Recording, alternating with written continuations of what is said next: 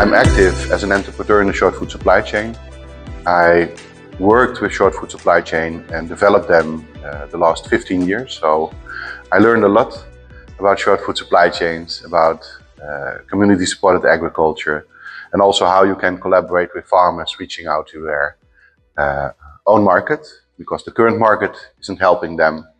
Our government is not fit for purpose, changing legal framings to give them the price they deserve and give them a secure place in the market. So from my perspective, looking at short food supply chains, the last 15 years all over Europe and especially in the Netherlands, hundreds of short food supply chains started. Some of them were successful, a lot of them are not successful. And my conclusion is that they form the bridge between farmers and consumers. And those bridges are not only relevant for the sales of local products. Yes, it can be a substantial contribution to the livelihood of farmers. And it's a way that consumers can connect with their food again. But this bridge that they collectively build is a connection based on real human connection and true values of food, ecological, social, and also from a health perspective. There are a lot of benefits eating local food. Experiencing by myself how difficult it is to build a short food supply chain, to maintain it and to scale it, because you need to learn a lot. You need to learn about IT platforms. You need to learn about logistics. You need to learn about food safety. You will take a lot of financial risk establishing it.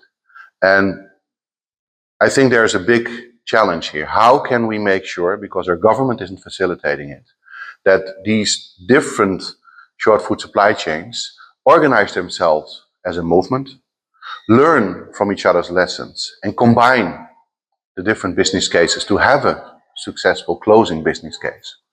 And that is the reason why establishing a network where advisors and short food supply chains and policymakers can physically, conceptually, and digitally meet and learn and co-create together is essential for the development and the activation of all these change makers in short food supply chain towards a more human connected based local food system based on true values can be created by collaborating in the regional context.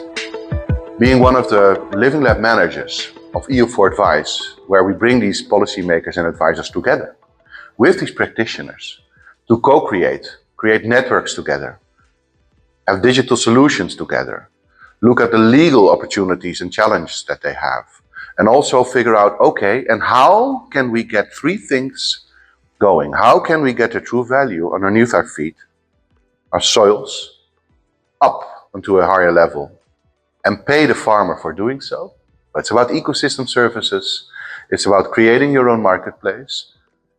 Second, how can we establish a connection between the consumers and the farmers where they can invest together in their own regional food economy?